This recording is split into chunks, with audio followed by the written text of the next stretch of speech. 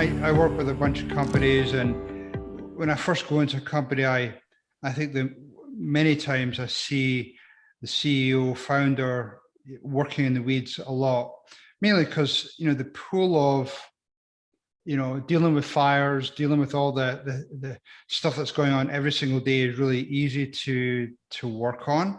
So, how do you change them from working for more operational tasks to maybe working on more of that operational time and strategic projects? Yeah, it's a great question. You're right. In fact, literally an hour before this meeting, I was talking with the chief executive exactly the same thing. She said, Richard, I'm in the weeds. I know it. I can't see, I'm in the weeds apart from once a month where I have to come up and report on it all, and then I'm back into it again. Right. A really, really vivid description. So it's a common thing. And I suppose the place I always start is to say that this is not, you don't need a tip or trick for this, right? It's not just it's not even about having a system, although a system is part of it. The challenge is, first of all, there's a mindset challenge. Secondly, there is a behavior change challenge. And thirdly, there is a leadership challenge. So let me explain what I mean by that. Is if you want to free yourself up for strategic activity, the first thing is you have to look at what are your beliefs about what is necessary, important, essential, desirable, etc. Normally, we're all doing the things that made us successful last year and not the things that are going to make us successful next year.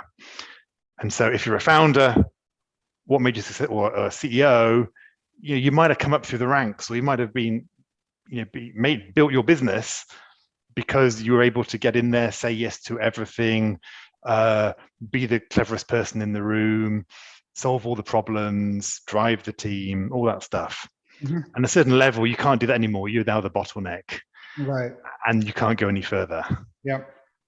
And so that can happen for various reasons. Sometimes people, what's going on in their head is by perfectionism, right? Like, no one can do it as well as me.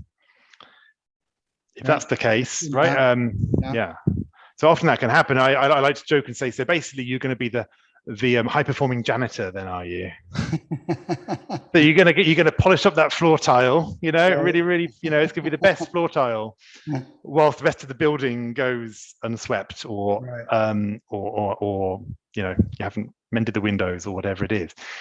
So sometimes we have to accept some things might not be done as perfectly as we want, but we've got bigger fish to fry. Right.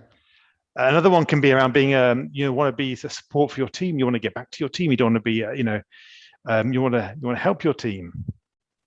One executive I worked with, he said, I'm stuck in my email because I'm not getting onto the big transformational projects I know I need to drive. And I kind of explored why. And he said, well, eventually he realized, well, it's because I want to be a trustworthy and reliable team player. I don't want my colleagues to be waiting around, or waiting for an email from me. I want to be responsive and getting back to them.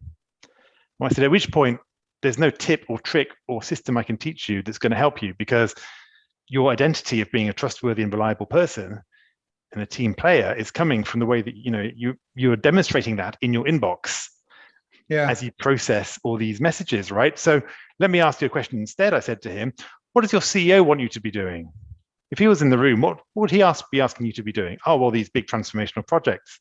What if, your customers were here? What would they ask you? Oh, well, these big projects, they would make a big difference for them. What about the employees? Oh, yeah, well, they really want these projects. It's going to modernize the workforce and experience. It's going to be amazing. So we went through the stakeholders, and obviously everybody would basically say, well, the biggest thing you can do for us is to deliver on these big projects. And so I said, well, so I put it to you, my tongue a bit, not exactly in my cheek, but pushing him a bit. I said, so what you're telling me is actually when you're doing your emails, that's just the easy stuff. That's where you're actually being irresponsible and untrustworthy. And if you were to actually focus on these big projects, which are why you're being paid the big bucks, frankly, at that point, you're being trustworthy and reliable. And they got it. It was a mindset shift. At that point, I didn't need to tell him how to set up filters in his Gmail or whatever he needed to do, because he got, oh yeah, my identity is actually different. My identity is I'm the high level leader who needs to make some big things happen, and this email is actually a massive trap.